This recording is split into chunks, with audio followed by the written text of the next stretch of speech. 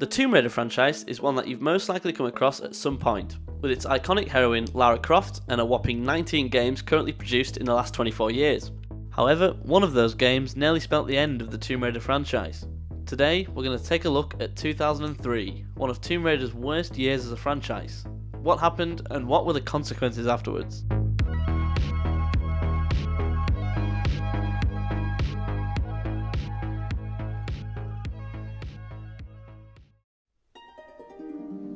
So, some of you have probably already worked out which game I'm talking about. No, it's actually in the thumbnail, so probably everyone's worked it out. Yes, I am talking about Tomb Raider Angel of Darkness. But in order to fully understand what went wrong with Angel of Darkness, we first need to take a look at the years leading up to the game's release.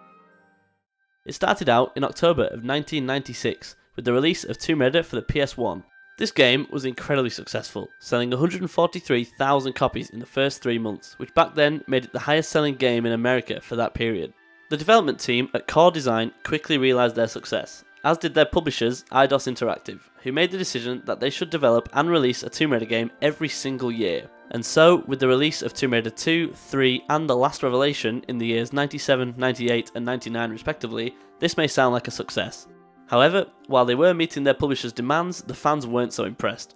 By the time Tomb Raider 4 was released, people were already starting to question the quality of the game, many believing that Tomb Raider 2 was much better than its sequels.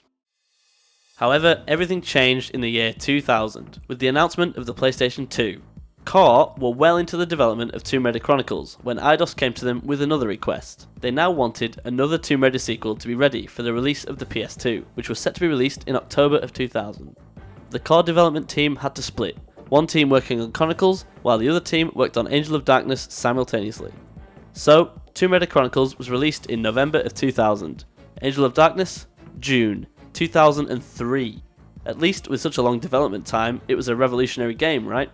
Well, you couldn't be more wrong. Critics and fans worldwide have dragged this game through the dirt. It had an incomplete storyline, levels that weren't finished, and an unacceptable amount of bugs and errors. The first problem that set everything into motion was not necessarily the developers, but the technology they were using. They began development of the game using the same equipment they had been using to create the PS1 games, aiming to port most of it over to PS2 hardware and software. The further into the development they got, the harder it became for them to make anything work on the PS2, and eventually, with the completion and release of Chronicles out of the way, one of the core designers named Richard Morton moved over to see how Angel of Darkness was doing, only to see that it had gone completely pear-shaped. At this point, the decision had been made to scrap the mess they'd created, only keeping some storyline and gameplay concepts that had been written. In order to allow the team more focus on developing, something you can actually play, Murty Schofield was drafted in to focus only on writing storyline and scripts for the game. The core team took this opportunity and spent a lot of time working on fancy new animations and styles for the characters. The plan originally was to have 4 main areas: Paris, Germany, Prague and Turkey. However, it became quickly apparent that they weren't going to be able to get all 4 areas produced in time for release, and it was decided that they would put 2 main locations in Angel of Darkness and then release a sequel named The Lost Dominion. They decided to scrap the 2 locations that appeared furthest behind in development, which turned out to be Germany and Turkey. The problem is, they didn't think about storyline when making this decision, which is why Angel of Darkness has cuts that make no sense. For example, in Germany, there was going to be a castle level, where she would find out vital information about the game's main antagonist, Peter van Eckhart. She would also find the Periap Shard, which is the only weapon that is able to kill him at the end of the game. You still get the Periap Shard, however it just sort of appears in your inventory halfway through the game. They also ended up cutting out vital cutscenes that explain how Lara knows certain characters, and other vital pieces of information about the story.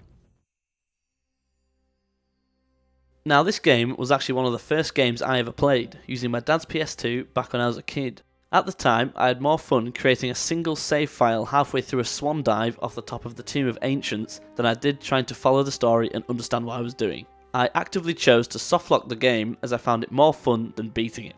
Now, don't be fooled by the level Tomb of Ancients. It's not a tomb, nor are any of the other levels in the game.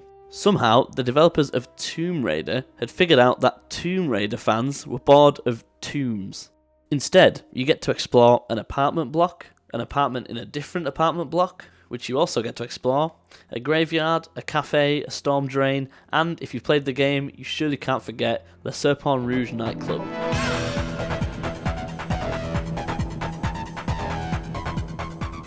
I'm also going to briefly throw in the fact that for whatever reason, you have to play 2 levels as a dude named Curtis, which is the only occasion in the Tomb Raider franchise where you play as anyone who isn't Lara. I guess they thought the fans were bored of her too. So by this point, the game felt broken, half-written and confusing. It couldn't get much worse really. But wait, it does. The game is full of bugs. This is great for speedrunners, but for people who actually went and paid $30 or more on this game when it came out, it felt like a total letdown. The game was submitted for Sony's approval 7 times before finally getting approved on the 8th attempt. Despite the extremely extended development time, the core team were begging on their knees for EIDOS to give them even more time to work on the game. However, EIDOS were getting desperate for money at this point, and they took what core had and released it. All the missing levels, all the bugs, all the holes in the story, all present in the final game released onto the shelves. And there was no such thing as patching back then, so once it was on the shelf, that's it. There was a good reason why EIDOS pushed them for release at that time though. It cost them money every time they had to submit the game for approval by Sony, and as there were no Tomb Raider games released in the 2 years between Chronicles and Angel of Darkness, they were already spending more money than they were making. Sony's approval came right before the financial accounting deadline of that year.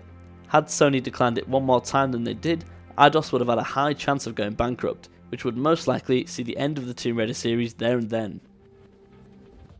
So, the game was released in June of 2003. The ratings are the lowest for any Tomb Raider game, but it did sell more copies than Chronicles at the time. However, today it is the second lowest selling Tomb Raider game in the series behind Tomb Raider Anniversary, which was basically just a remake of the original Tomb Raider anyway. So, what happened to Core? Well, their senior producer, Jeremy Heath-Smith, was fired straight away as the game was released, and EIDOS took Tomb Raider away from Core and gave it to the American-based company Square Enix. At first, a lot of people questioned the change. Taking a British-born game and giving it to an American company, naturally the Brits aren't going to be happy. However, personally, I think they did a decent job, coming out with a trilogy of games before eventually rebooting the series in 2013, creating their own storyline, and having released 2 more games since, each one doing pretty successfully. Most of the core team were bought up into a large UK-based company known as Rebellion Derby, which ended up closing down in 2010. Most of them now work elsewhere, either in larger development companies or in a different industry altogether. Jeremy Heath-Smith said, "Honestly, Angel of Darkness just about killed us all. It was a life-changing experience for everyone involved in it, and not necessarily a great one." Well, there we have it. Now you know about Angel of Darkness and how it so nearly killed the franchise, as well as almost taking down EIDOS with them. Very quickly, I would like to say a huge thank you for 1000 subs. I know it's rookie numbers, but for me it's a step towards greater things. I'm going to be making mainly these sort of documentary style videos or top 10s, whether it be about speedrunning or gaming related in general, as well as continuing the Games Done Quick compilations. Also, if you want to see me shitposting NVIDIA Shadowplay clips or trying to be funny, then follow my Twitter at jawibae YT.